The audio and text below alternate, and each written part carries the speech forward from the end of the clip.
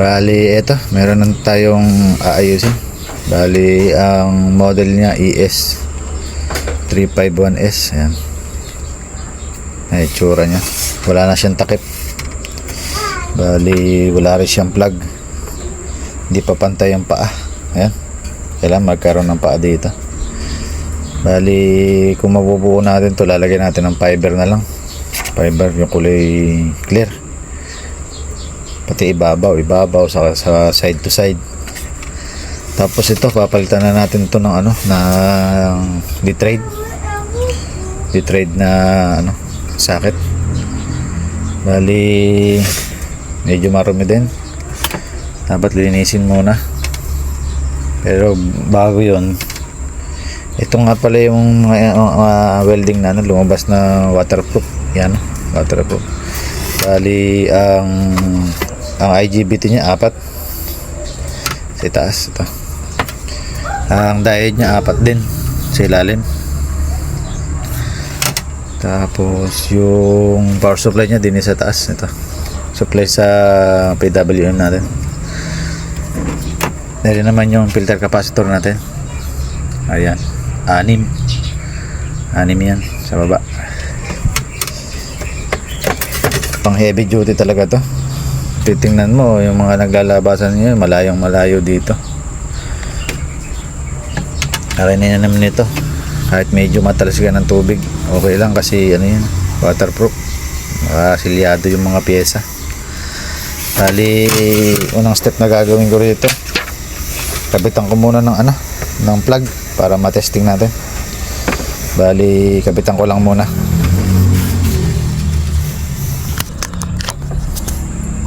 Bali, ito, nailagay na natin yung plug natin. Bali, try natin saksak. Baka sumabog yan. Ayan. Try natin yun. No power.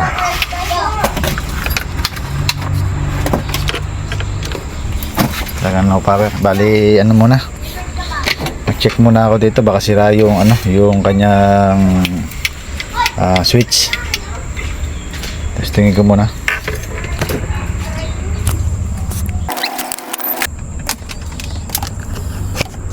Bali, ito, may problema nga. Bali, ayan, nakaswitch tayo ngayon. Ayan, nakaswitch on. Sa taas meron. Ayan, meron. Pero pagdating sa baba, wala. Ayan, wala. Dito lang meron sa taas. Bali, subukan muna natin palitan to. Palitan na natin. Wala akong pamalit.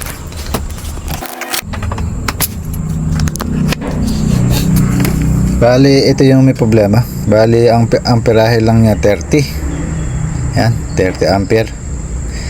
Bali, yung ilalagay natin ito. Bali, 40 ampere. Mas mataas siya. Mas matigas siya ang pindutin. Ito, malambot ng pindutin to. Bali, yan. Subukan muna natin kabit to para makita natin kung okay. Kabit ko lang.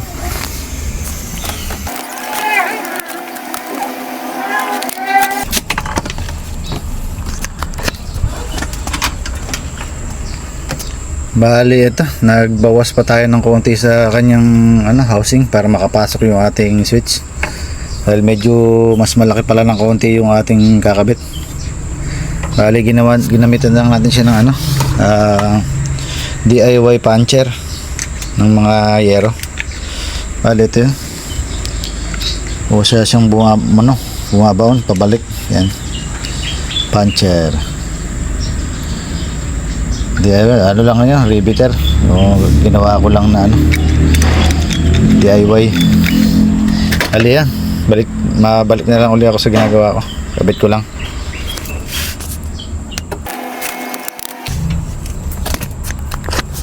Bali, ito, balik na natin. Bali, bago na yung switch nya. Ayan. Bali, try natin, saksak ulit. Baka sumabog yan. Ito, plug in ko lang sa test valve lang natin. Para kung may problema walang sasabog. Ay, bali may ilaw din pala yung saksakan natin. Ayan, yung naikabit natin. Mali ka na naman. Okay, magandang klase pala to. Bali, on ko lang. Yo, may ilaw. Karoon siya ng display ah. Wow, gumanaw ah. Ayan. Ayun, ganda rin blower. Naantar siya. Try lang natin kung meron siyang output. Kaya lang parang gagahulin yung natin, yung supply sa ilaw. Baka ito mag-shutdown bigla. Oh, nag-shutdown nga, sabi ko na. Bali, try ko lang isaksak sa sa 220 direct. Maandar naman siya. Ay, di naman siya delikado pag ganyan. Patayin ko lang. Yan. Maandar naman siya. Di naman siya delikado isaksak. Bali, saksak ko lang. Yan. On na. Ay, on ko na.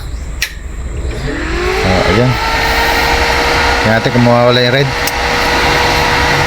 Ayan, antayin ko lang. Yun, nawala. Bali, magsukat tayo ng output kung meron. Bali, yan, meron. 71 volts. Ayan, meron naman. Bali, ang gawin natin, susunod natin gagawin, papalitan natin to para matesting natin kung aandar siya. Yung pinaka-terminal ng positive-negative output. Bali, palitan ko muna, tapos pagka napalitan, testing natin para makakita natin kung may problema pa o wala na. Bali, ayusin ko lang yung butas nito. Bali, ginawa lang natin ng paraan. Bali, tumabas lang tayo ng ng kanyang yero. Bali, yero to ng mga yung mga TV, yung flat screen sa likod. Bali, ayan. Pinaliit lang natin yung butas, ayan. Magaling ka talaga sa DIY. Ayan. Sabi rin sa tornilyuhan to. Huwag, hindi na rin gagalaw yan pagka yan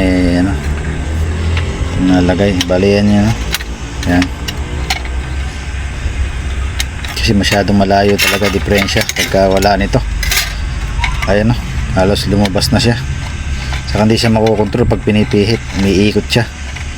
Hindi katulad ng ginawa natin DIY na to. Bali, napipigil siya. Yan. Meron siyang sagkuan, yan. Oo nga no. Yan. Talagang mapipigil pag pinipihit. Bali, yan. Kabit ko lang. Testing natin mamaya pag nakakabit na. Bali, kabit ko lang. Bali, ito. Maglalaki pa pala tayo ng butas dito sa tornilyuhan natin. Yung dati maliit lang pala yung pinakabutas nung kanilang mga tornilyo. Hindi siya papasok. Ayan. Okay, dito sa grounding ng ating papunta sa PWM. Kabila. Ganon din sa ganon din sa sa output na red ng positive.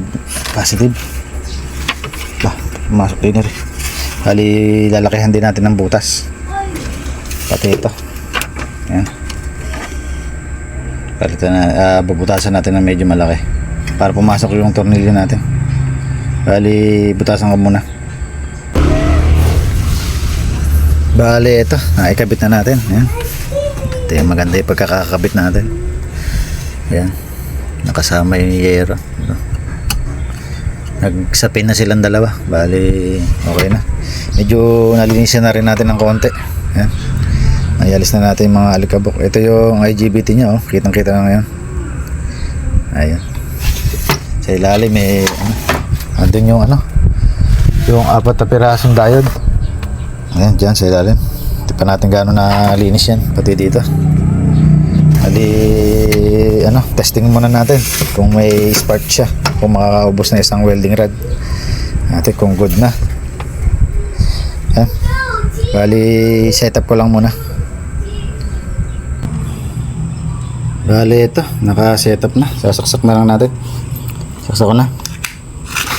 Alion natin. Ayan.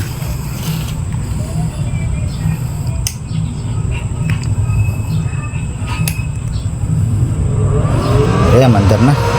Wow, convincing. Lang natin sa kalahati. Bali 315 to eh. Kahit mga 175 lang. Ayan. Bukan natin.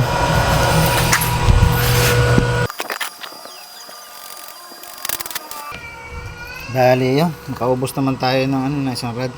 Wala naman, hindi naman siya namatay. Bali goods siya. Bali naging problema niya yung switch lang. Tapos nagpalit lang tayo ng ano, kanyang ano, socket para sa ano, wire natin. Ginawa na natin ano siya. Dito may trade. Bali yan. Yan, may trade na. Bali sunod natin gagawin dito. Babalutan na natin siya ng ano, ng fiber para may ano siya. May kaha na. Hindi siya naka-open na ganito. Bali ayusin ko lang. Lagyan ko na. Bali ito ang lalagyan natin fiber. Sa gawing taas yung makapal. Dito. Para malalagay natin ang handle. Tapos dito sa baba medyo manipis. Sa siding. Yan. Yan ang gagawin natin. Bali ayusin ko lang. Kakat natin yung ano, yung fiber. Ayusin ko muna. Bali ito, ayari na natin yung fiber natin. Magaling ka talaga sa DIY. Kinis parang pogi ah. Bali yan. Bali transparent yung nilagay natin. Fiber. Yan. Pati sa taas nilagay natin ng handle. Bali ang naging problema niya, walang plug. Sira yung switch. Tapos nagpalit tayo ng ano, ang terminal niya para sa out natin ng positive negative. Yan. Bali yung ano niya, yung paa, ito, lagyan na natin. May paa na rin siya, bilog. Pantay na sila ngayon. Yan. Oo nga no. Bali sa problema ng welding na to, okay na. Goods na goods.